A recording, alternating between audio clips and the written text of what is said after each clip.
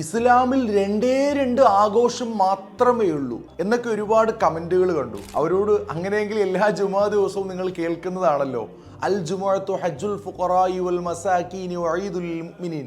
എന്താണ്? മുഅ്മിനീങ്ങളുടെ ആഘോഷ ദിവസമാണ് വെള്ളിയാഴ്ച എന്നാണ് ആ പറയുന്നത്. അപ്പോൾ മുസ്ലിമീങ്ങൾക്ക് രണ്ടേ രണ്ട് ആഘോഷം മാത്രമേ ഉള്ളൂ എന്ന് പറയുന്നത് ശരിയാണോ? അതുപോട്ടെ, അപ്പൊ മുസ്ലിമീങ്ങൾക്ക് കല്യാണം ആഘോഷിക്കാൻ പാടില്ലേ?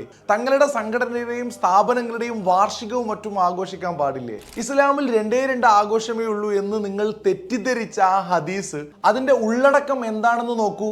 നബി തങ്ങൾ മദീനയിൽ വന്നപ്പോൾ ജാഹിലിയാക്കൾ എല്ലാ വർഷവും ആഘോഷിച്ചിരുന്ന രണ്ട് ദിനങ്ങളിൽ അവിടുത്തുകാർ ആഘോഷിക്കുന്നത് കാണുകയും അതിനെ എതിർത്തുകൊണ്ട് നബി തങ്ങൾ ആ രണ്ട് ദിവസങ്ങൾക്ക് പകരം അള്ളാഹു അതിനേക്കാൾ അത്യുത്തമമായ ഈദുൽ ഫിത്റും ഈദുൽ അൽഹയും പകരമാക്കിയിരിക്കുന്നു എന്ന് പറയുകയുമാണ് ചെയ്തത്. പ്രത്യേക ആരാധനാ കർമ്മങ്ങൾ നിർദ്ദേശിക്കപ്പെട്ട രണ്ട് ആഘോഷ ദിനങ്ങളാണ് പെരുന്നാൾ. വെള്ളിയാഴ്ച ദിവസത്തെ സംബന്ധിച്ച് തീർച്ചയായും ഇതൊരു ദിവസമാണ്.